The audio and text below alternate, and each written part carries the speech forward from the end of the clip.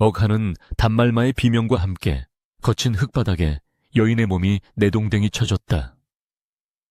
살을 애는 듯한 섣달 금음의 칼바람이 얇은 소복 하나만을 걸친 연화의 등줄기를 채찍처럼 휘갈겼다. 쾅하고 육중한 대문이 닫히는 소리가 마치 저승의 문이 열리는 소리처럼 고막을 때렸고, 그 진동에 바닥에 엎어진 연화의 손가락 끝이 파르르 떨렸다. 입안에서 비릿한 피맛이 맴돌았고 깨진 입술 사이로는 하얀 입김이 터져 나왔지만 그녀는 고통을 느낄 새도 없었다. 눈앞이 핑 도는 형이증 속에서도 그녀는 본능적으로 차갑게 얼어붙은 땅을 손톱이 뒤집어지도록 긁으며 닫힌 대문을 향해 기어가기 시작했다. 어머님, 어머님, 제발 문 좀 열어주십시오. 소녀는 아닙니다. 정말 억울하옵니다. 그녀의 절규는 매정한 북풍에 흩어져 허공으로 사라질 뿐 굳게 닫힌 최진사댁의 대문은 묵묵부답이었다. 대문 안쪽에서는 시어머니 조 씨의 서슬퍼런 고함 소리가 담장을 넘어 흘러나왔다. 전연이 아직도 정신을 못 차리고 주둥이를 놀리는구나. 감히 시댁의 가보인 옥지환에 손을 대고도 모자라 이제는 거짓으로 시어미를 능욕하려 드느냐. 조 씨의 목소리에는 일말의 자비도 섞여 있지 않았다. 연화는 피가 맺힌 이마를 문지방 돌에 쿵쿵 찌으며 울부짖었다. 하늘이 알고 땅이 아옵니다. 서방님이 과거 보러 떠나신 뒤 저는 사랑채 근처에는 얼씬도 하지 않았습니다. 어찌 제가 감히 집안의 보물을 탐하겠습니까, 어머님. 제발 뱃속의 아이를 봐서라도 한 번만 굽어 살펴주십시오. 그녀의 애원 섞인 목소리에도 불구하고 문틈 사이로 흘러나오는 것은 따뜻한 온기가 아닌 멸시와 조롱 섞인 하인들의 수군거림뿐이었다. 그때 끼익 하는 소름 끼치는 소리와 함께 대문 옆 작은 쪽문이 열리며 신우이 명희가 표독스러운 얼굴을 내밀었다. 그녀의 손에는 굵은 몽둥이가 들려 있었고 비단 치마폭 아래로 감추지 못한 살기가 번들거렸다. 언니, 아직도 그 더러운 입으로 변명을 늘어놓는 거야. 내 눈으로 똑똑히 봤어. 언니가 안방 장롱을 뒤지는 것을 말이야. 그런데도 끝까지 오리발을 내밀어. 명희는 몽둥이 끝으로 연화의 어깨를 쿡쿡 찌르며 비웃음을 흘렸다. 연화는 고개를 저으며 명희의 치맛자락을 붙잡으려 했으나 명희는 더러운 벌레를 보듯 뒷걸음질치며 몽둥이를 높이 쳐들었다. 이 손치워 도둑년의 손길이 닿는 것조차 소름 끼치니까 명희의 몽둥이가 허공을 가르며 연화의 등짝을 후려쳤다. 악! 외마디 비명과 함께 연화가 눈밭 위로 고꾸라졌다. 뼈가 으스러지는 듯한 고통이 전신을 감전시키듯 타고 흘렀다. 하지만 육체의 고통보다 더 참을 수 없는 것은 억울함이었다. 며칠 전 명희가 묘한 미소를 지으며 안방 청소를 부탁했을 때 그것이 덫인 줄은 꿈에도 몰랐다. 평소 자신을 눈의 가시처럼 여기던 신우이였지만 혹한의 몸이 안 좋다며 부탁하는 것을 거절할 수 없어 들어갔던 것이 화근이었다.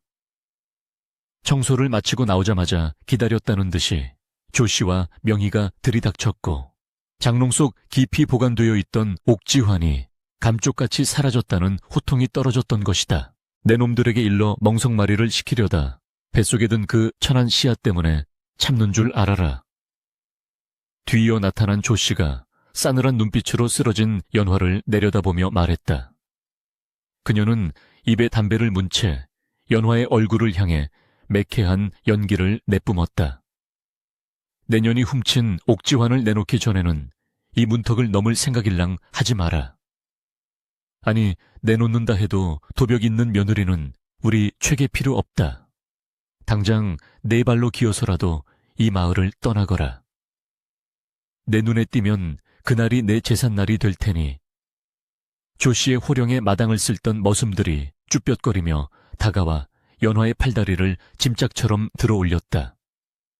연화는 허공에 발버둥치며 울부짖었지만 건장한 사내들의 힘을 당해낼 재간이 없었다. 그들은 연화를 마을 어귀 위에 꽁꽁 언 가을가 자갈밭에 내던져 버렸다. 날카로운 돌부리에 무릎이 찢어지고 손바닥이 갈라져 선혈이 낭자했다. 하얀 눈밭 위로 붉은 꽃송이처럼 피어나는 피를 보며 연화는 정신을 잃을 것만 같았다. 저 멀리 등불이 환하게 밝혀진 최진사댁의 기와 지붕이 보였다.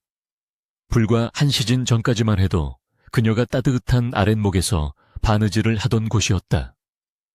남편 상현이 과거 급제하여 금이 환영하기만을 손꼽아 기다리며 태교에 힘쓰던 보금자리였다.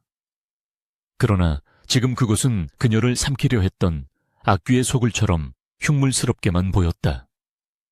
하늘에서는 무심하게도 한방눈이 펑펑 쏟아지기 시작했고 눈송이는 연화에 젖은 소복 위로 쌓여만 갔다. 추위가 뼛속까지 파고들자 연화의 몸은 사시나무 떨듯 떨렸다. 뱃속의 아이가 놀랐는지 태동이 거칠게 느껴졌다. 아가야 미안하다. 이 못난 어미 때문에. 연화는 얼어붙은 손으로 배를 감싸 안으며 흐느꼈다. 이대로 죽어버리면 모든 고통이 끝날 것 같았다. 억울해서 미칠 것 같은 마음과 차라리 편안해지고 싶은 유혹이 동시에 밀려왔다. 그때 뇌리 있을 듯 남편 상현의 따뜻한 미소가 떠올랐다. 연화야, 내가 꼭 장원 급제하여 너를 호강시켜주마. 우리 아이에게 부끄럽지 않은 아비가 되어 돌아오마. 떠나던 날 그녀의 손을 잡고 굳게 약속했던 남편의 목소리가 환청처럼 귓가를 맴돌았다. 아니야, 죽을 수 없어. 내가 죽으면 저들은 내가 정말 도둑질을 했다고 손가락질할 거야. 그리고 우리 서방님은 영영진실을 모른 채 저 독사 같은 모녀의 손에 휘둘리게 될 거야. 연화는 이를 악물었다. 깨진 입술에서 흘러나온 피가 턱을 타고 흘러내려 눈 위에 뚝뚝 떨어졌다. 그녀는 흐려지는 의식을 부여잡고 다시 몸을 일으키려 애썼다. 다리에 감각이 없었다. 마치 내 다리가 아닌 것처럼 말을 듣지 않았다. 그녀는 팔꿈치로 땅을 찍으며 기어가기 시작했다. 어디로 가야 할지도 모른 채 그저 살아야 한다는 일념 하나로 짐승처럼 네 발로 기어서 눈보라 속을 헤쳐나갔다. 그녀의 뒤로 최진사댁의 높은 담장이 점점 멀어져 갔다. 그런데 기이한 일이었다. 연화가 피눈물을 흘리며 마을을 벗어나 산길로 접어드는 순간 마을을 휘감고 있던 바람의 방향이 바뀌었다. 지금까지 연화의 등을 떠밀던 북풍이 갑자기 회오리치듯 방향을 틀어 최진사댁을 향해 맹렬하게 불어 닥치기 시작한 것이다. 마치 억울하게 쫓겨난 여인의 한이 서린 듯 바람소리는 짐승의 울음소리처럼 날카롭게 변했고 최진사댁 사랑채의 문풍지가 찢어질 듯이 거세게 흔들렸다. 마을 사람들은 굳게 닫힌 문틈으로 그 광경을 지켜보며 혀를 찼다. 저 착한 새댁을 저리 모질게 내쫓다니. 최진사댁도 이제 끝이구먼. 며느리가 들어와야 집안이 흥한다는데 임신한 며느리를 엄동설 안에 내쳤으니 천벌을 면치 못할 게야. 촌로들의 탄식 섞인 중얼거림이 눈보라 속에 섞여들었다. 누군가는 몰래 나와 연화가 기어간 자리에 남은 핏자국을 보며 눈시울을 붉혔고 누군가는 최진사댁 때문에 침을 뱉고 돌아서기도 했다. 인심은 이미 최진사댁을 떠나고 있었다. 연화는 산길 입구에 다다라서야 힘이 빠져 털썩 주저앉았다. 눈앞에 앙상한 가지만 남은 고목나무가 마치 자신의 처지 같아 보였다. 그녀는 고목나무 둥치에 기대어 가쁜 숨을 몰아쉬었다. 몸은 얼음장처럼 차가웠지만 뱃속 깊은 곳에서부터 뜨거운 불덩이가 치밀어 올랐다. 그것은 분노였고 증오였으며 반드시 살아남아 진실을 밝히겠다는 처절한 생의 의지였다. 그녀는 부들부들 떨리는 손으로 눈을 한 줌 쥐어 입안에 넣어줬다. 차가운 눈이 녹아 목구멍으로 넘어가자 정신이 번쩍 들었다. 두고 보십시오, 어머님. 그리고 아가씨. 내 기필코 살아서 돌아올 것입니다. 내 뱃속의 아이와 함께 살아서 당신들이 지은 죄를 낱낱이 밝히고야 말 것입니다. 그녀의 도끼 어린 맹세가 산천을 울리듯 메아리쳤다. 그 시각 최진사댁 안방에서는 조씨가 훔친 옥지환을 손에 쥔 채 탐욕스러운 미소를 짓고 있었다. 그녀 옆에는 명희가 낄낄거리며 맞장구를 치고 있었다. 어머니 이제 속이 다 시원하시지요. 그 눈꼴신 연꼴을 안 봐도 되니 10년 묵은 체중이 내려가는 것 같습니다. 조씨는 옥지환을 불빛에 비추어 보며 고개를 끄덕였다. 암 그렇고 말고 상현이가 돌아오기 전에 처리해서 다행이다. 이 옥지환은 내가 잘 숨겨둘 터이니 너는 입단속이나 잘 하거라. 그러나 그들은 알지 못했다. 그들이 내쫓은 것은 단순한 며느리가 아니라 집안을 지키던 복 후이었음을. 그리고 그 복이 떠나간 자리에 이제 막 재앙의 그림자가 스며들기 시작했음을 꿈에도 모르고 있었다. 어둠이 짙게 깔린 산속 연화의 의식은 점차 희미해져 갔다. 늑대의 울음소리가 멀리서 들려왔고 차가운 눈은 그녀의 몸을 반쯤 덮어버렸다. 서방님. 마지막으로 남편의 이름을 부르며 그녀의 고개가 툭 떨어졌다. 하얀 눈 위로 검은 머리카락이 흩어졌고 세상은 고요한 침묵 속으로 빠져들었다. 오직 거센 바람만이 그녀의 억울함을 달래듯 쓰러진 그녀의 주위를 맴돌며 구슬프게 울부짖을 뿐이었다. 최진사댁의 화려한 촛불이 하나둘 꺼져갈 때 산속의 어둠 속에서 며느리의 한서린 복수극의 서막은 이미 오르고 있었다. 연화가 피눈물을 흘리며 쫓겨난 그날 밤 이후 최진사댁에는 기이한 정적이 감돌았다. 마치 폭풍전의 고요처럼 무거운 공기가 집안을 짓누르고 있었다. 이튿날 아침 부엌에서 쨍그랑 하는 날카로운 파열음이 새벽의 정적을 깨뜨렸다. 아침밥을 짓기 위해 부엌에 들어갔던 참모가 비명을 지르며 주저앉았다. 마마님, 큰일 났습니다. 멀쩡하던 무소에 솥뚜껑이 2동강이 났습니다요. 조씨가 부랴부랴 부엌으로 달려가 보니 시커먼 무소의 솥뚜껑이 마치 누군가 도끼로 내려친 듯 정확히 반으로 갈라져 뒹굴고 있었다. 무쇠가 저절로 깨진다는 것은 예로부터 집안의 조왕신이 노하여 떠나갔음을 알리는 흉조 중에 셴디아 흉조였다. 조씨는 등골이 오싹해졌지만 하인들 앞에서 내색할 수 없어 짐짓 호통을 쳤다. 에이그 재수없게 아침부터 무슨 호들갑이냐. 내년이 솥을 함부로 다루니 깨진 게지. 썩 치우지 못할까. 그러나 그녀의 목소리는 미세하게 떨리고 있었다. 흉한 일은 부엌에서 끝나지 않았다. 그날 오후 외양간에서 최진사댁의 재산 목록 1호인 시소 종자소가 거품을 물고 쓰러졌다. 건장하던 황소가 아무런 병치레도 없이 갑자기 눈을 뒤집고 숨을 헐떡이자 머슴들이 달려들었으나 소용이 없었다. 소는 구슬픈 울음소리를 한번 내지르고는 그 자리에서 숨이 끊어졌다. 아이고 이게 무슨 병고란 말이냐. 이 소가 어떤 소인데. 조씨는 땅을 치며 통곡했다. 마을 사람들은 담장 너머로 들려오는 곡소리에 귀를 기울이며 수군거렸다. 저거 봐. 며느리를 내쫓더니 벌을 받는 게야. 짐승이 먼저 알고 죽어나가는 걸 보니 저 집 운세도 이제 다 했군. 사람들의 입방아는 삽시간에 퍼져나갔고 최진사댁을 바라보는 시선에는 동정 대신 경멸과 두려움이 서리기 시작했다. 밤이 되자 공포는 더욱 구체적인 형상으로 다가왔다. 조씨가 자리에 누워 잠을 청하려는데 천장 반자 속에서 달그락거리는 소리가 들리기 시작했다. 처음에는 쥐들이 뛰어노는 소리라 여겼으나 이내 그 소리는 여인의 흐느끼는 울음소리로 변했다. 흐흐흐흐, 어머님, 억울하옵니다. 가늘고 처연한 목소리가 조씨의 귓가에 끈적하게 달라붙었다.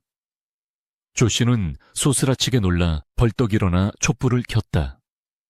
누구냐, 연화 내년이냐, 죽어서 귀신이 되어 돌아온 것이냐.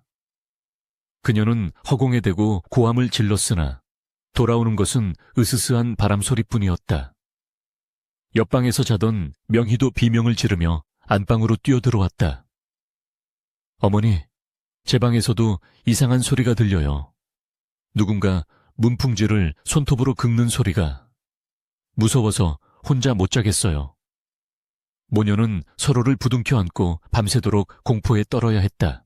날이 갈수록 집안의 가세는 눈에 띄게 기울었다.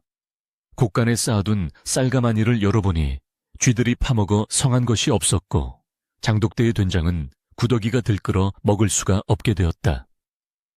하인들은 하나둘씩 핑계를 대고 집을 떠나버렸고 넓은 기와집은 점점 폐가처럼 변해갔다. 불안감을 견디다 못한 조 씨는 결국 용하다는 무당을 불러 구판을 벌였다. 징과 꽹과리 소리가 요란하게 울려 퍼지는 가운데 작두를 타던 무당이 갑자기 눈을 까뒤집으며 조 씨를 향해 삿대질을 했다.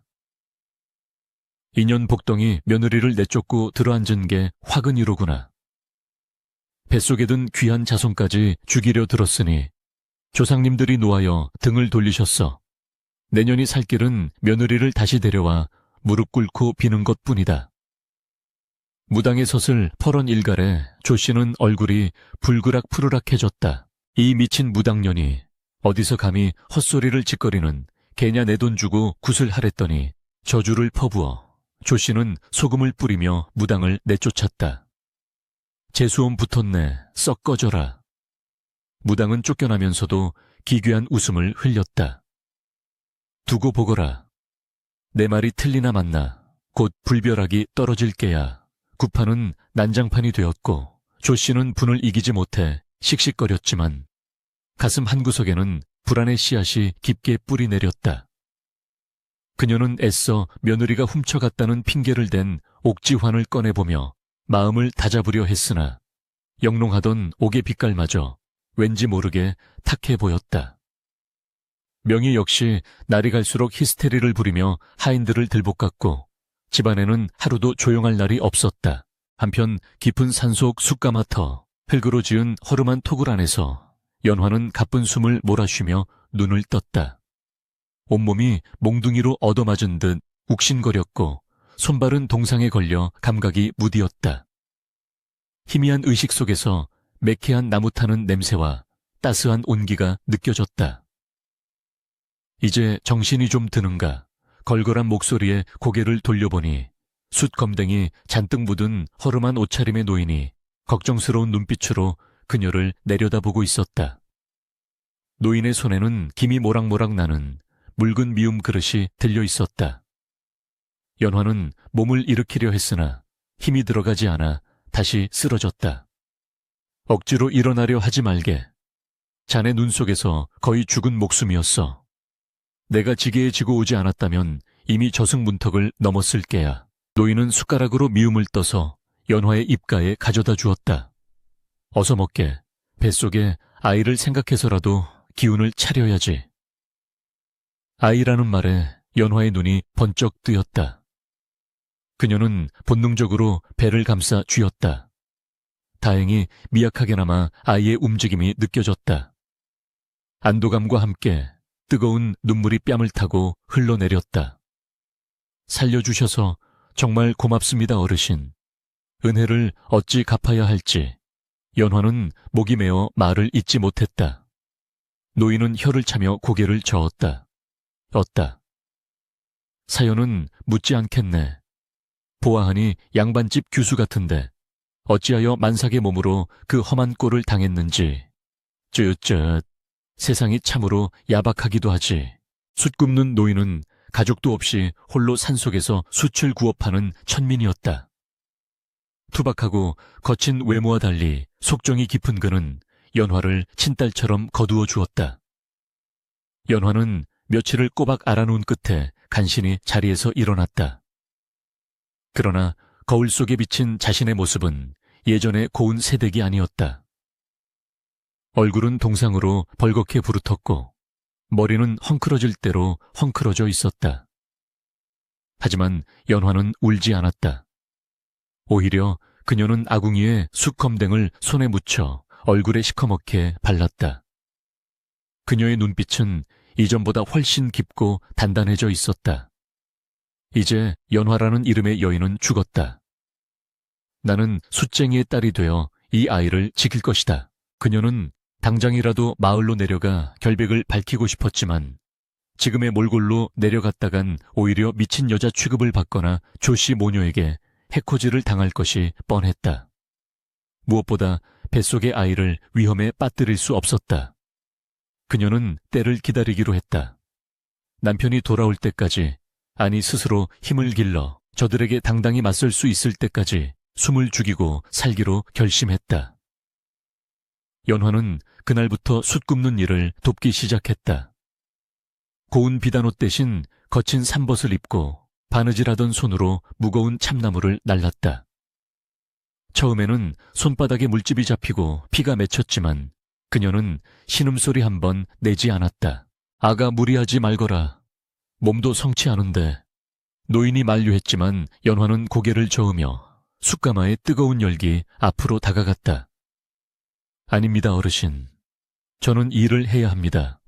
몸을 움직여야 잡생각이 사라지고 제 아이도 강하게 자랄 것입니다. 타오르는 불꽃을 바라보는 연화의 눈동자 속에 이글거리는 불길이 비쳤다. 그것은 복수의 불길이자 생존의 불길이었다. 그녀는 숯가마의 열기를 견디며 자신의 뼈와 살을 강철처럼 단련해 나갔다. 밤이면 태교 대신 복수의 칼날을 가는 심정으로 숯을 골라내었고, 낮이면 남편 상현이 과거 공부를 할 때 읊조리던 글귀들을 떠올리며 마음을 다스렸다. 시간은 흘러 계절이 바뀌었다. 최 진사댁의 가세는 날이 갈수록 기울어 이제는 끼니를 걱정해야 할 처지가 되었다. 조 씨는 화병이 나서 자리에 드러누웠고 명희는 폐물을 하나둘씩 내다 팔아 근근히 생활을 이어갔다. 그러나 그 폐물마저도 명희의 사치와 낭비벽, 그리고 정체를 알 수 없는 노름판에서 탕진되고 있었다. 반면 산속의 연화는 거친 산사람이 다 되어 있었다. 그녀의 배는 남산만하게 불러왔고 얼굴에는 숯검댕과 함께 강인한 삶의 흔적이 내려앉았다. 그녀는 가끔 산 아래 마을을 내려다보며 중얼거렸다. 기다리십시오. 곧 갑니다. 내 아이가 세상의 빛을 보는 날 당신들의 죄악도 세상에 드러날 것입니다. 그러던 어느 날 숯을 팔러 장터에 나갔던 노인이 다급하게 뛰어들어왔다. 아가 내 장터에서 희한한 소문을 들었다. 한양간 서방님이 장원급제를 해서 돌아온다는구나. 지금 마을 어귀가 난리가 났어. 그 말을 듣는 순간 연화의 손에서 들려있던 숯 바구니가 툭 하고 떨어졌다. 심장이 터질 듯이 요동치기 시작했다. 드디어 때가 온 것이다. 남편 상현이 돌아온다. 하지만 기쁨보다는 두려움이 앞섰다. 과연 그가 변해버린 내 모습을 알아볼까? 어머니와 누이의 거짓말에 속아 나를 버리지는 않을까? 연화는 떨리는 손으로 불룩한 배를 감싸 안으며 숯가마 쪽을 바라보았다. 붉게 타오르는 숯불이 마치 그녀에게 이제 산을 내려갈 준비를 하라고 속삭이는 듯 했다. 폭풍이 다시 한번 몰아치려 하고 있었다. 마을 어귀부터 울려 퍼지는 꽹과리와 나팔 소리가 고요하던 산천을 뒤흔들었다. 암행어사 출두여, 가 아닌 장원급제한 최진사댁 아들, 상현의 금이 환향을 알리는 행렬이었다. 청사초롱이 앞길을 밝히고 비단옷을 입은 상현이 백마 위에 앉아 위풍당당하게 들어서자 마을 사람들은 앞다투어 고개를 숙였다. 그러나 상현의 표정은 어두웠다. 늠름한 겉모습과 달리 그의 속내는 타들어가고 있었다. 한양에서 공부하는 동안 집안에서 보내오는 서신이 뚝 끊긴 지 오래였고 꿈자리가 늘 사납게 뒤숭숭했기 때문이었다. 어머님과 연화는 잘 지내고 있을까? 내 아이는 무사히 태어났을까? 기대와 불안이 교차하는 가운데 마침내 익숙한 기와지붕이 시야에 들어왔다. 하지만 상현의 미간이 순간 찌푸려졌다. 기억 속에 위풍당당하던 최 진사댁은 온데간데 없었다. 대문은 칠이 벗겨져 흉물스럽게 변해 있었고 담장 곳곳은 허물어져 잡초가 무성했다. 마치 수십 년은 비워둔 폐가처럼 음산한 기운이 감돌았다. 이게 도대체 어찌 된 일이냐. 상현이 당황하여 말에서 내리자 늙은 하인 하나가 눈물을 글썽이며 달려나왔다. 도련님, 아니, 날이 살아 돌아오셨군요. 하인의 행색은 남루하기 짝이 없었고 얼굴은 굶주림에 헬쑥했다. 상현은 불길한 예감에 다급히 안채로 발걸음을 옮겼다. 어머님, 연화야, 내가 돌아왔습니다. 방문을 열자 퀴퀴한 곰팡이 냄새와 양 냄새가 코를 찔렀다. 이불을 뒤집어 쓰고 누워있던 조씨가 상현의 목소리에 화들짝 놀라 일어났다. 그녀의 몰골은 말이 아니었다. 머리는 산발이었고 눈은 퀭안이 들어가 마치 살아있는 시체 같았다. 옆에 앉아있던 명희 역시 값비싼 비단옷 대신 색바랜 무명옷을 입고 있었다. 사상현아, 네가 정말 장원급제를 해서 돌아온 개냐. 조씨는 아들을 보자마자 와락 끌어안고 통곡했다. 아이고, 내 새끼 이 어미가 널 보려고 죽지도 못하고 살았다. 네가 없는 동안 우리 집안이 풍비박산이 났어. 상현은 어머니를 진정시키며 주위를 둘러보았다. 가장 먼저 보여야 할 아내의 모습이 보이지 않았다. 어머님 연화는 어디 갔습니까? 제처는 어디 있단 말입니까? 그 질문이 떨어지자마자 조씨와 명희의 울음소리가 뚝 그쳤다. 두 모녀는 서로 눈빛을 교환하더니 이내 조씨가 표독스러운 표정으로 입을 열었다. 그년 이야기는 꺼내지도 마라. 그 천하의 몹쓸 년이 네가 떠나자마자 본색을 드러내더구나. 밤마다 외간 남자를 끌어들이더니 급기야 가문의 보물인 옥지환을 훔쳐서 야반도주를 했단다. 명희가 거들었다. 맞아요, 오라버니. 제가 말리려다 이마까지 다쳤어요. 그 언니 뱃속에 든 아이도 오라버니 씨앗이 아닐지도 모른다고 동네방네 소문이 자자했어요. 상현의 머릿속이 하얗게 변했다. 그게 무슨 당치도 않은 말씀입니까? 연화의 성품을 제가 모를 리 없는데 외간 남자라니요. 도둑질이라니요. 상현은 믿을 수 없다는 듯 소리쳤다. 그러나 조씨는 가슴을 치며 악을 썼다. 내가 내 어미다 어미가 거짓말을 하겠느냐. 그년이 도망간 뒤로 집안에 우환이 들어 가세가 기울고 내 병까지 얻은 것이다. 그녀는 우리 집안을 망가뜨린 요물이야. 어머니의 확신에 찬 저주와 누이의 증언 앞에서 상현은 말문이 막혔다. 그러나 가슴 깊은 곳에서는 본능적인 거부감이 솟구쳤다. 자신이 사랑했던 연화의 맑은 눈동자, 밤새 남편의 옷을 짓던 그 정성스러운 손길을 그는 기억하고 있었다. 그날 밤 상현은 잠을 이루지 못하고 사랑차에 툇마루에 앉아 있었다. 폐허처럼 변해버린 집안 꼴이 처참했다. 그때 마당을 지나가던 늙은 행랑검엄과 눈이 마주쳤다. 그녀는 상현을 보자마자 황급히 고개를 숙이고 도망치듯 자리를 피하려 했다. 개서거라. 상현의 낮은 목소리에 행랑검엄이 멈칫했다. 너는 알지 않느냐. 연화가 정말 도망을 간 것이냐. 행랑검엄은 부들부들 떨며 땅바닥에 머리를 조아렸다. 날이 죽을 죄를 지었습니다. 저는 아무것도 모릅니다. 그저 마님께서 하시는 말씀이 법이지요. 어멈은 공포에 질린 눈으로 안채 쪽을 힐끔거렸다. 그 눈빛에서 상현은 어머니의 말이 진실이 아님을, 무언가 끔찍한 비밀이 숨겨져 있음을 직감했다. 다음 날부터 상현은 탐문 수사에 나섰다. 벼슬아치의 신분을 감추고 평복으로 갈아입은 뒤 마을 주막과 장터를 돌아다니며 집안에 대한 소문을 수집했다.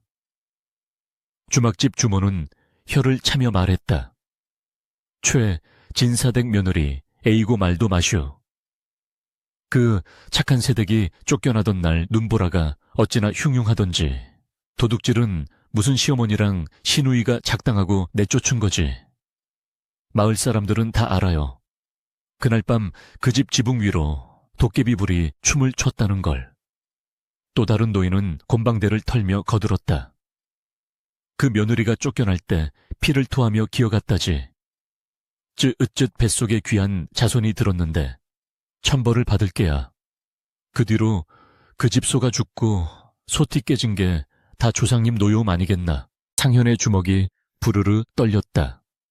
어머니와 누이가 자신을 속인 것이다. 그것도 모자라 만삭의 아내를 엄동설 안에 내쫓아 죽음으로 내몰았다니. 분노가 치밀어 올라 눈앞이 붉어졌지만 그는 냉정함을 찾으려 애썼다. 아직 연화의 생사가 확인되지 않았다. 시체를 보았다는 사람은 없었다. 그렇다면 어딘가에 살아있을지도 모른다. 상현은 옥지환의 행방을 쫓기로 했다. 만약 연화가 훔쳐 달아났다면 장무라비에게 넘어갔을 것이고 누군가의 모함이라면 옥지환은 아직 집안에 있거나 다른 경로로 유출되었을 것이다. 며칠 뒤 상현은 장터 한 구석에서 기이한 광경을 목격했다. 숯을 파는 난전들이 늘어선 곳에서 유독 사람들이 몰려있는 곳이 있었다. 호기심에 다가가 보니 얼굴에 숯검댕을 잔뜩 칠한 여인 하나가 아이를 등에 업고 숯을 팔고 있었다. 남루한 옷차림의 얼굴은 험상궂게 분장했지만 숯을 담아주는 손놀림이 예사롭지 않았다. 거친 일을 해본 적 없는 듯 가늘고 긴 손가락, 그리고 손님에게 숯을 건네며 고개를 숙이는 단아한 자태는 천한 장사치의 것이 아니었다. 무엇보다 상현의 시선을 사로잡은 것은 그녀의 등 뒤에 엎여 고니 잠든 아기였다. 포대기 밖으로 나온 아기의 발목에 묶인 붉은 실, 그것은 상현이 과거를 보러 떠날 때 연화가 건강을 기원하며 실타래에서 끊어 간직했던 것과 똑같은 매듭 방식이었다. 심장이 쿵하고 내려앉았다. 상현은 떨리는 발걸음으로 그 여인에게 다가갔다. 이보시오. 숯한 바구니만 주시오. 여인은 고개도 들지 않은 채 묵묵히 숯을 담기 시작했다. 가까이서 보니 그녀의 귀밑머리 쪽에 작은 화상 자국이 보였다. 신혼초 상현을 위해 다림질을 하다가 인두에 대었던 그 상처였다. 확신이 든 상현의 목소리가 가늘게 떨렸다. 부인. 그 한마디에 여인의 손이 멈칫했다. 바구니에 담기던 숯 조각이 우수수 떨어졌다. 여인은 황급히 고개를 돌려 얼굴을 가리며 짐을 챙기기 시작했다. 사람을 잘못 보셨습니다. 저는 그저 천한 숯쟁입니다. 목소리는 거칠게 변조되어 있었으나 그 떨림까지 감출 수는 없었다. 상현은 다급하게 그녀의 손목을 잡았다. 거칠어진 손바닥의 감촉이 뼈 아프게 전해져 왔다. 연화야, 나다. 상현이다. 네가 어찌 이런 몰골로. 그 순간 여인이 고개를 들어 상현을 똑바로 쳐다보았다. 숯검댕 사이로 빛나는 눈동자는 그리움과 원망, 그리고 도끼가 뒤섞여 있었다. 놓으십시오, 양반님. 내가 어찌 천한 것의 몸에 손을 대십니까? 연화는 매몰차게 손을 뿌리치고는 숯 지게를 짊어지고 인파 속으로 도망치듯 사라졌다. 상현이 뒤쫓으려 했으나 장날의 인파에 가로막혀 그녀를 놓치고 말았다. 하지만 상현은 그 자리에 못 박힌 듯 서 있었다. 살아있었다. 그녀가 살아있었다. 그리고 그녀의 눈빛은 무언가 말하고 있었다. 단순히 쫓겨난 원망만이 아닌 더 깊은 진실을 감추고 있음을. 집으로 돌아온 상현은 마당에 들어서자마자 사랑채가 아닌 안방으로 직행했다. 그의 눈빛은 전장터에 나가는 장수처럼 서늘하게 빛나고 있었다. 안방 문을 벌컥 열자 조씨와 명희가 화들짝 놀라며 무언가를 급히 치마폭 아래로 감추는 것이 보였다. 찰나였지만 상현의 눈은 놓치지 않았다. 그것은 전당포에서 돈을 빌릴 때 쓰는 차용증이었다. 어머님 명희야, 내 오늘 장터에서 참으로 기이한 이야기를 들었다. 상현이 짐짓 태연한 척 자리에 앉으며 말을 꺼냈다. 저작거리의 소문으로는 우리 집 옥지환이 도둑맞은 것이 아니라 읍내 투전판 근처 전당포에서 구경거리가 되었다더구나. 상현에 던진 미끼에 명희의 안색이 사색이 되었다. 찻잔을 들고 있던 조씨의 손이 덜덜 떨리더니 찬물이 넘쳐 흘렀다. 그게 무슨 소리냐? 누가 그런 헛소문을 퍼뜨려? 명희가 꽥 소리를 질렀다. 상현은 명희의 눈을 뚫어지게 응시하며 낮게 으르렁거렸다. 누가 퍼뜨렸는지는 중요하지 않다. 중요한 것은 내가 내일 관아의 포졸들을 데리고 그 전당포를 뒤져볼 생각이라는 것이다. 장무라비를 족치면 누가 그 물건을 팔았는지 금방 나오지 않겠느냐. 상현의 초강수의 명희는 입술을 깨물며 시선을 피했고 조씨는 헛기침을 하며 식은땀을 흘렸다. 상현은 확신했다. 범인은 이 방 안에 있다. 아내의 억울한 누명과 집안의 몰락, 이 모든 비극의 원흉이 바로 자신의 혈육이라는 끔찍한 진실이 서서히 윤곽을 드러내고 있었다. 상현은 자리에서 일어나며 싸늘하게 쏘아붙였다. 내일 날이 밝는 대로 진실을 밝힐 것이다. 만약 가족이라 하여 죄를 덮을 거라 생각했다면 큰 오산입니다. 내 손으로 직접 이 썩어빠진 집안의 고름을 짜낼 것입니다. 상현이 방을 나가자마자 명희는 다리에 힘이 풀려 주저앉았다. 어머니 어떡해요? 오라버니가 다 알아버린 것 같아요. 관에 가면 난 죽어요. 조씨는 덜덜 떨리는 손으로 명희의 입을 틀어막았다. 조용히 해라. 이년아 네가 노름비 때문에 그 사단을 내지만 않았어도. 모녀의 흉한 다툼 소리가 문풍지를 타고 흘러나왔다. 밖에서 그 소리를 듣고 있던 상현은 하늘을 올려다보았다. 먹구름이 잔뜩 낀 하늘에서 금방이라도 비가 쏟아질 것 같았다. 그는 주먹을 꽉 쥐었다. 이제 망설임은 없었다. 내일 모든 것을 끝내내야 했다. 숯검댕을 칠한 채 도망치던 아내의 뒷모습이 눈에 밟혀 가슴이 찢어질 듯 아파왔다. 연화야, 조금만 기다려다오. 내 반드시 너를 원래 자리로 되돌려 놓을 것이다. 밤바람이 거세지며 마당의 앙상한 나뭇가지들을 거칠게 흔들었다. 폭풍은 이미 시작되고 있었다. 탁하는 둔탁한 소리와 함께 낡은 장부가 전당포 주인의 면전에 내동댕이 쳐졌다. 읍내 뒷골목 어둠침침하고 곰팡내 나는 전당포 안에는 살얼음판 같은 긴장감이 감돌았다. 상현은 서슬퍼런 눈빛으로 주인을 노려보았다. 내 이놈 관에 끌려가 주리를 틀리고 싶지 않거든 사실대로 고하거라. 이 장부에 적힌 최가댁 옥지환을 가져온 이가 누구냐? 주인은 상현의 기세에 눌려 오들오들 떨며 바닥에 납작 엎드렸다. 나날이 죽을 죄를 지었습니다. 저는 그저 물건을 맡아주었을 뿐입니다요. 그 옥지환을 가져온 것은 진사댁 A씨 명희 아가씨였습니다. 주인의 입에서 나온 이름은 상현이 예상했으면서도 가장 듣고 싶지 않았던 잔인한 진실이었다. 상현은 치밀어 오르는 분노를 억누르며 장부를 품에 넣었다. 이제 모든 퍼즐이 맞춰졌다. 누이의 노름빛 사라진 옥지환, 그리고 억울하게 내쫓긴 아내. 그는 전당포를 나서며 하늘을 올려다보았다.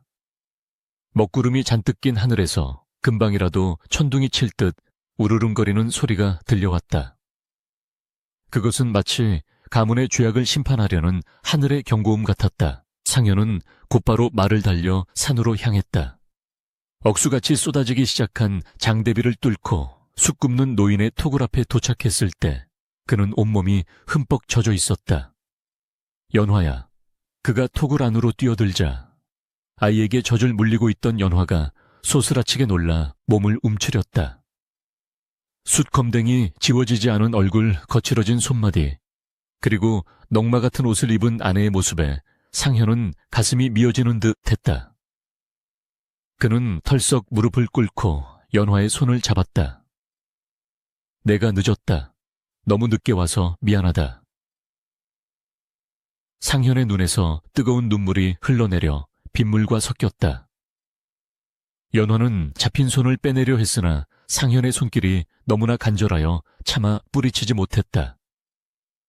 그녀의 눈에서도 그동안 참아왔던 서러움의 눈물이 뚝 터지듯 쏟아져 나왔다. 서방님, 정말 서방님이십니까? 꿈은 아니지요. 두 사람은 빗소리가 요란한 토굴 안에서 서로를 부둥켜 안고 오열했다.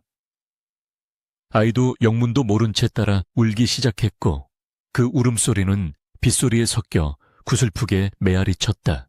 집으로 가자. 가서 모든 것을 바로잡아야 한다. 상현이 단호하게 말했다. 그러나 연화는 고개를 저었다. 아니옵니다. 지금 제 꼴로 가면 오히려 비웃음만 살 뿐입니다.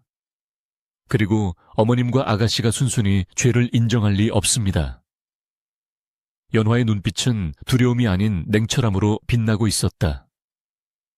상현은 품속에서 전당포 장부와 되찾은 옥지환을 꺼내 보였다. 영롱한 초록빛을 띠는 옥지환이 어두운 토굴 안을 환하게 비추었다. 이것이 증거다. 명희가 노른 빚을 갚기 위해 팔아넘긴 것을 내가 찾아왔다. 더 이상 그들이 빠져나갈 구멍은 없다. 내 너의 억울함을 천하에 밝히고 그들을 단죄할 것이다. 옥지환을 보는 순간 연화의 몸이 부르르 떨렸다. 자신을 지옥으로 밀어넣었던 그 물건. 그러나 이제 그것은 그녀를 구원할 그리고 악인들을 심판할 칼날이 되어 돌아왔다. 상현은 연화와 아이를 말에 태우고 숯 굽는 노인까지 대동하여 산을 내려왔다. 마을에 도착했을 때는 이미 땅거미가 짙게 깔린 뒤였다. 최의 진사댁 대문 앞에는 비바람에 찢어진 청사초록만이 을씨년스럽게 흔들리고 있었다. 상현이 대문을 박차고 들어가자 안채에서 들려오던 조씨와 명희의 말다툼 소리가 뚝 그쳤다. 상현아, 이 밤중에 어딜 다녀오는 개냐. 조씨가 방문을 열고 나오다 말고 상현의 뒤에 서 있는 여인을 보고는 귀신이라도 본 듯 비명을 지르며 주저앉았다. 의학저, 저 전현이 귀신이다. 연화 귀신이 붙어왔다. 명희 역시 사색이 되어 어머니 뒤로 숨었다. 숯검댕을 씻어내고 비록 남루하지만 정갈한 옷으로 갈아입은 연화는 서늘한 눈빛으로 두 모녀를 내려다보았다. 그녀의 품에는 포대기에 쌓인 아이가 잠들어 있었다. 어머님, 귀신이 아닙니다. 사람입니다. 어머님이 엄동설 안에 내쫓아 죽이려 했던 며느리와 손주가 살아서 돌아왔습니다. 상현의 목소리가 마당을 쩌렁쩌렁 울렸다. 하인들이 하나둘씩 모여들었고 소란을 들은 마을 사람들도 담장 너머로 고개를 내밀었다. 조씨는 덜덜 떨면서도 애써 도끼를 부렸다. 내 이놈, 어디서 천한 것을 데려와 어미를 능욕하느냐. 저녀는 도둑년이다. 우리 집 가보를 훔쳐 달아난 죄인이란 말이다. 조씨는 끝까지 발악하며 연화를 손가락질했다. 명희도 거들었다. 맞아요. 오라버니, 저 여자 말에 속지 마세요. 옥지환을 훔친 건 분명 저 여자예요. 그때 상현이 품에서 옥지환을 꺼내 높이 쳐들었다. 빗줄기 사이로 번개가 번쩍이며 옥지환을 비추었다.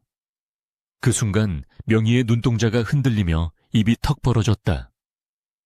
이 옥지환이 어디서 났는지 아느냐? 바로 네가 밥 먹듯이 드나들던 읍내 투전판 옆 전당포에서 찾아왔다. 상현은 전당포 장부를 조씨와 명희의 발치에 집어던졌다. 장부가 펼쳐지며 명희의 이름과 거래 내역이 적힌 페이지가 적나라하게 드러났다. 명희야, 네가 직접 서명한 것이 아니냐. 감히 노른 빚을 갚으려고 가문의 보물을 팔아먹고 그 죄를 죄 없는 올케에게 뒤집어 씌워. 그것이 사람의 탈을 쓰고 할 짓이냐. 상현의 호통에 명희는 다리가 풀려 털썩 주저앉았다. 오, 오라버니, 그게 아니라 잘못했어요. 저는 그냥 잠깐 빌려 쓰려고. 빌렸어, 도둑질이 빌려 쓰는 것이냐. 상현은 분노를 참지 못하고 마당에 있는 장독을 걷어찼다. 쨍그랑 장독 깨지는 소리가 천둥 소리와 섞여 묘한 공포감을 조성했다. 모든 진실이 드러나자 조씨는 그제야 사태의 심각성을 깨닫고 명희 위에 뺨을 후려쳤다. 이 망할 년, 네가 기어코 사단을 내는구나. 내가 그리 입단속을 시켰거늘. 조 씨는 딸을 탓하며 자신의 죄를 피하려 했지만 상현은 차가운 눈으로 어머니를 응시했다. 어머님도 공범입니다. 명희의 죄를 알면서도 덮어주고 오히려 연화를 사지로 내몰지 않았습니까? 며느리를 내쫓고 구판을 벌이며 재산을 탕진한 것이 누구입니까? 연화는 조용히 앞으로 나섰다. 그녀는 아이를 고쳐 안으며 조 씨를 똑바로 쳐다보았다. 어머님, 저는 억울해서 죽을 수도 없었습니다. 차가운 눈밭에서 피를 토하며 맹세했습니다. 살아서 꼭 진실을 밝히겠다고. 제 몸이 부서지는 한이 있어도 이 아이에게만은 도둑의 자식이라는 오명을 씌우지 않겠다고 말입니다. 연화의 목소리는 낮았지만 힘이 있었다. 그 목소리에는 지난 수개월간 겪어낸 고통과 인내가 고스란히 담겨 있어 듣는 이들의 가슴을 서늘하게 만들었다. 담장 너머에서 지켜보던 마을 사람들은 웅성거렸다. 세상에 신우이가 도둑질하고 며느리한테 덮어 씌웠대. 저런 천벌 받을 모녀 같으니라고. 짐승만도 못하네. 비난의 화살이 조씨 모녀에게 쏟아졌다. 궁지에 몰린 조씨와 명희는 서로를 탓하며 흉한 꼴을 보였다. 네가 시켰잖아. 어머니가 며느리 꼴 보기 싫다고 쫓아내자고 했잖아. 명희가 악을 쓰자 조씨는 머리채를 잡으며 응수했다. 인연이 어디서 어미한테 뒤집어 씌워 노름에 미쳐서 폐물 다 팔아먹은 년이. 비바람이 몰아치는 마당에서 벌어지는 모녀의 진흙탕 싸움은 그야말로 아비규환이었다. 그때였다. 하늘이 그들의 추악함을 더 이상 두고 볼 수 없다는 듯 화광겨하는 굉음과 함께 시퍼런 벼락이 최진사댁 마당 한가운데 있는 늙은 회화나무에 내리꽂혔다.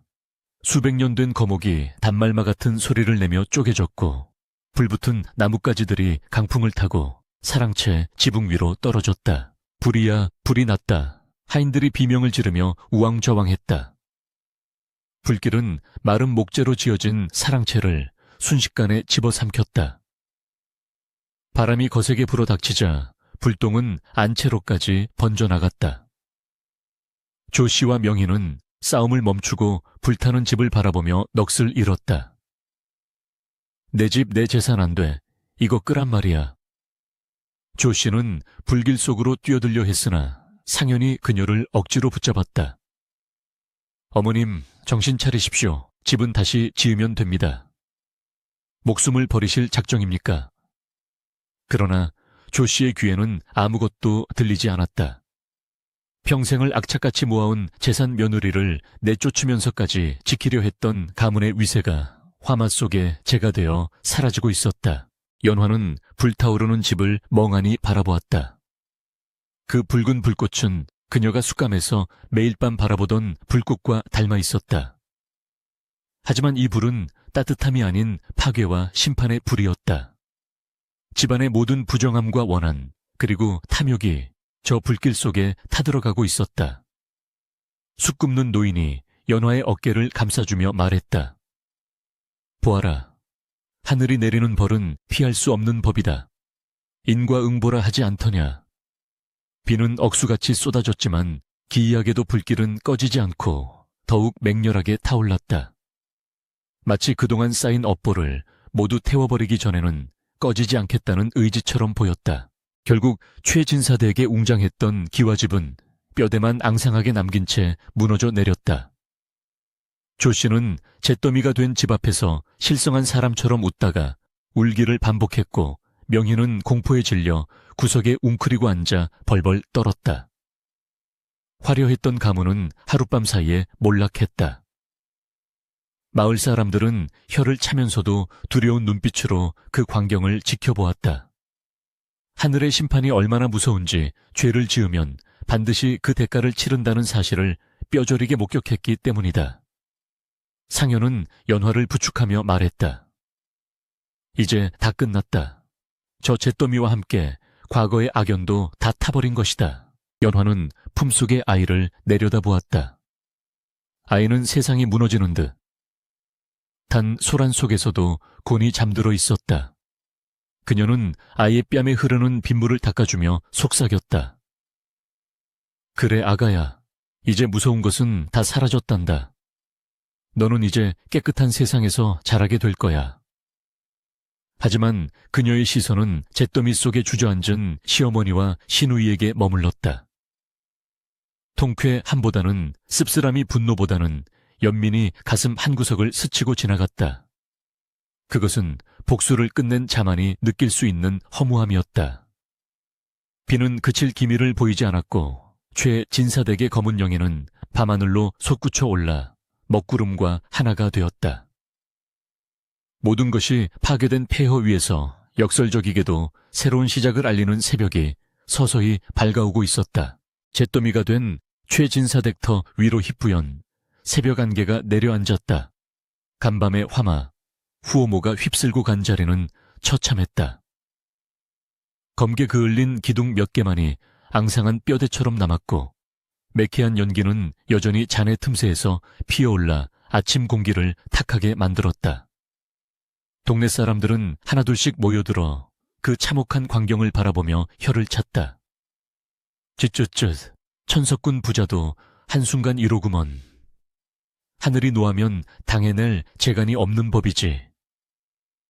사람들의 수군거림 속에서 조씨와 명희는 숫검정 투성이가 된 얼굴로 멍하니 주저앉아 있었다. 비단 이불은커녕 당장 몸을 누일 방 한 칸조차 남지 않았다. 그들이 그토록 지키려 했던 가문의 위세는 한 줌의 재로 변해 바람에 흩날리고 있었다. 상현은 망연자실해 있는 어머니와 누이를 뒤로하고 연화에게 다가갔다. 부인, 이제 갈 곳이 없으니 당분간 관아의 객세라도 머물도록 합시다. 그러나 연화는 고개를 가로저었다. 그녀의 시선은 화려했던 기와집의 자네가 아니라 저 멀리 보이는 삼봉우리를 향해 있었다. 아니옵니다, 서방님. 저는 산으로 돌아가겠습니다. 저를 살려주신 어르신을 혼자 두고 편한 곳으로 갈 수는 없습니다. 그리고 연화는 잠시 말을 멈추고 잿더미 속에 주저앉은 시어머니를 바라보았다. 저분들도 죗값을 치르고 마음의 때를 벗기 전에는 제가 모실 수가 없습니다. 진정한 화해는 억지로 덮는다고 되는 것이 아니니까요. 상현은 연화의 깊은 뜻을 이해하고 고개를 끄덕였다. 그는 화려한 도포를 벗어던지고 그 으름 묻은 평복으로 갈아입었다. 내 부인의 뜻을 따르리다. 나 역시 이 집안의 가장으로서 책임을 통감하니 처음부터 다시 시작할 것이오. 상현은 늙은 하인에게 약간의 엽전을 쥐어주며 어머니와 누이를 마을 어귀에 빈 촉에 거처하도록 조치했다. 그리고 자신은 연화 아이와 함께 다시 산으로 향했다. 장원 급제한 선비가 붓 대신 지게를 지고 산으로 들어가는 모습에 마을 사람들은 고개를 숙여 경의를 표했다. 그것은 벼슬아치에 대한 두려움이 아니라 진정한 선비의 기계에 대한 존경심이었다. 산속 생활은 녹록지 않았다. 상현은 평생 글만 읽던 손으로 도끼질을 하고 숯가마의 불을 지켰다. 처음에는 손바닥이 터지고 어깨가 빠질 듯 아팠으나 그는 불평 한마디 하지 않았다. 숯 굽는 노인은 그런 상현을 흐뭇하게 바라보며 숯 만드는 비법을 하나하나 전수해 주었다. 수춘나무가 제 몸을 태워 검게 변한 뒤에야 비로소 남을 따뜻하게 할 수 있는 법이지. 사람도 마찬가지일세. 고난을 겪고 속이 시커멓게 타들어가 본 사람만이 타인의 아픔을 품어줄 수 있는 개야. 노인의 말은 상현의 가슴에 깊이 박혔다. 상현은 땀방울을 흘리며 깨달았다. 지난날 가문의 허명에 갇혀보지 못했던 세상의 이치를 이 검은 숯가마 앞에서 비로소 배우고 있었다. 연화 역시 부지런히 움직였다. 아이를 등에 업고 나무를 캐고 숯을 포장하여 장터에 내다 팔았다. 그녀의 얼굴에는 숯 검댕이 묻어 있었지만 그 표정은 어느 때보다 밝고 평온했다. 밤이면 온 가족이 비좁은 토굴에 둘러앉아 보리밥에 된장국을 먹었지만 그 소박한 밥상에는 웃음꽃이 만발했다. 아이의 재롱을 보며 웃는 상현과 노인, 그리고 연화의 모습은 비단 옷을 입고도 서로를 의심하고 미워했던 최진사댁의 지난날과는 비할 바 없는 행복이었다. 그들은 비록 가난했으나 마음만은 그 누구보다 부유했다. 반면 마을 어귀 초가삼간에 얹혀 살게 된 조씨와 명희의 삶은 비참하기 그지없었다. 마을 사람들의 인심은 냉랭했다. 누구 하나 그들에게 쌀 한 줌 거저주는 이가 없었다. 며느리 쫓아내고 천벌받은 여자들을 뭘 도와줘 하는 비난만이 등 뒤에서 쏟아졌다. 명희는 삭바느질이라도 하려 했으나 솜씨가 거칠어 일감을 얻지 못했고 조씨는 화병과 굶주림으로 시름시름 앓기 시작했다. 한겨울에 찬바람이 문풍지 없는 방으로 들이닥칠 때마다 조씨는 자신이 며느리를 내쫓았던 그날의 눈보라를 떠올리며 몸서리쳤다. 아이고 춥다, 배고프다, 연화야, 내가 잘못했다. 열병에 시달리는 조씨의 입에서 헛소리처럼 참회인지 원망인지 모를 말들이 흘러나왔다. 그러던 어느 날 장터에 나갔던 상현이 무거운 표정으로 돌아왔다. 부인 어머님의 병세가 위중하다 하오. 며칠을 넘기기 힘들 것 같다는 소식을 들었소. 상현은 차마 연화에게 가보자는 말을 하지 못하고 고개를 떨구었다. 연화는 묵묵히 숯을 정리하던 손길을 멈추었다. 그녀의 마음속에서 묵은 감정들이 소용돌이쳤다. 잊으려 해도 잊히지 않는 그날의 고통 뼛속까지 사무친 원한이 되살아나는 듯했다. 그러나 그녀는 품에 안겨 잠든 아이의 평온한 얼굴을 내려다보았다. 그리고 쑥 굽는 노인의 말을 떠올렸다. 사람을 미워하는 마음은 스스로를 태우는 불꽃과 같다. 연화는 조용히 일어나 부엌으로 가서 흰 쌀죽을 쑤기 시작했다. 서방님 채비하시죠. 내려가 뵙겠습니다. 상현이 놀란 눈으로 그녀를 쳐다보았다. 부인 정말 괜찮겠소. 억지로 하지 않아도 돼요. 연화는 엷은 미소를 지으며 고개를 저었다. 저를 위해서 가는 것입니다. 미움의 끈을 놓지 않으면 제 마음도 영영 지옥일 테니까요. 그리고 아이에게 원수를 용서하는 어미의 모습을 보여주고 싶습니다. 연화와 상현이 초가에 도착했을 때 방 안에서는 썩은 내가 진동했다. 조씨는 피골이 상접한 채 호티브를 덮고 누워 있었고 명희는 구석에서 울고 있었다. 어머님. 상현의 목소리에 조씨가 힘겹게 눈을 떴다. 흐릿한 시야 속에 며느리 연화의 모습이 들어오자 조씨의 눈동자가 크게 흔들렸다. 그녀는 마른 장작 같은 손을 허공에 휘저으며 쉰 목소리로 중얼거렸다. 여 연화냐, 나를 잡으러 온 저승사자가 아니라 네가 정말 온 것이냐. 연화는 조씨의 머리맡에 앉아 따뜻한 미음을 숟가락으로 떠서 입가에 대어 주었다. 어머님, 진지 드세요. 기운을 차리셔야지요. 그 따뜻한 한마디에 조씨의 눈에서 굵은 눈물방울이 주르륵 흘러내렸다. 아가, 내가 죽을 죄를 지었다. 눈이 멀어 너를 알아보지 못하고 짐승만도 못한 짓을 했어. 나를 용서하지 마라. 나는 벌받아 마땅하다. 조씨는 며느리의 손을 잡고 오열했다. 명희 역시 바닥에 머리를 박고 통곡했다. 언니 잘못했어요. 제가 미쳤었어요. 평생 속죄하며 살게요. 연화는 조씨의 거친 손을 두 손으로 감싸 쥐었다. 어머님, 지난 일은 다 잊었습니다. 불길 속에 집과 함께 다 태워버렸습니다. 이제 마음의 짐을 내려놓으세요. 그래야 다시 일어서실 수 있습니다. 연화의 진심 어린 용서에 꽉 막혀있던 조씨의 가슴속 응어리가 녹아내렸다. 그것은 굿이나 부적 따위로는 얻을 수 없었던 진정한 구원이었다.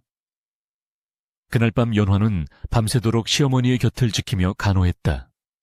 신기하게도 연화가 돌아오자 조씨의 열이 내리고 얼굴에 화색이 돌기 시작했다. 마을 사람들은 그 모습을 보고 며느리의 효성이 하늘에 닿아 귀신도 감동했다며 칭송했다. 이후 최진사댁 아니 상현의 가족은 새로운 터전에서 다시 시작했다. 상현은 한양으로 올라가 관직에 나아가는 대신 고향에 남아 백성들을 가르치고 돌보는 현명한 목민관이 되기를 자청했다. 연화의 내조 덕분에 상현은 청렴결백한 관리로 명성을 떨쳤고 훗날 고을 원님이 되어 억울한 백성이 없도록 다스리니 칭송이 자자했다. 숯 굽는 노인은 상현과 연화의 극진한 봉양을 받으며 여생을 편안히 보내다 가족들의 지켜보는 가운데 미소를 머금고 눈을 감았다. 상현은 노인을 친부모처럼 예우하여 양지 바른 곳에 장사 지내고 매년 제사를 올렸다. 조씨와 명희는 예전의 교만함을 버리고 새 사람이 되었다. 그들은 작은 텃밭을 일구며 소박하게 살았고 명희는 삭바느질을 익혀 솜씨 좋은 침선비로 거듭났다. 그녀는 자신이 번 돈을 모아 가난한 이웃을 돕는 데 썼다. 옥지환 사건은 마을 사람들에게 오랫동안 회자되었으나 이제는 흉흉한 소문이 아니라 개과천선, 가이고젠산, 해의 본보기로 이야기되곤 했다. 세월이 흘러 연화의 아들 천수가 장성하여 과거에 급제하던 날, 마을에는 다시 한번 큰 잔치가 벌어졌다. 이번에는 허례허식이 아닌 진심으로 축하하는 이웃들의 웃음소리가 가득했다. 백발이 성성해진 연화는 대청마루에 앉아 늠름한 아들을 바라보며 남편 상현의 손을 꼭 잡았다. 부인 고생 많았소. 당신의 덕이 우리 집안을 다시 일으켰구려. 상현의 말에 연화는 평온한 미소를 지으며 답했다. 아닙니다. 비바람이 몰아치고 불이 난 뒤에야 땅이 더 단단해지는 법이지요. 우리가 겪은 고초는 이 행복을 위한 걸음이 아니었을까요? 연화의 시선이 마당 한 구석에 심어놓은 연고추로 향했다. 진흙 속에서도 기어이 맑고 향기로운 꽃을 피워내는 연꽃. 그 모습은 모진 시련을 견뎌내고 끝내 덕으로 가문을 감싸 안은 연화의 삶과 꼭 닮아 있었다. 그녀가 쫓겨나던 날 몰아치던 혹한의 눈보라는 이제 온데간데 없고 따사로운 봄 햇살만이 기와지붕 위로 쏟아져 내리고 있었다. 악은 스스로 멸하고 선은 기필코 승리한다는 사필귀정 12기정의에 진리가 그곳에 꽃처럼 활짝 피어 있었다.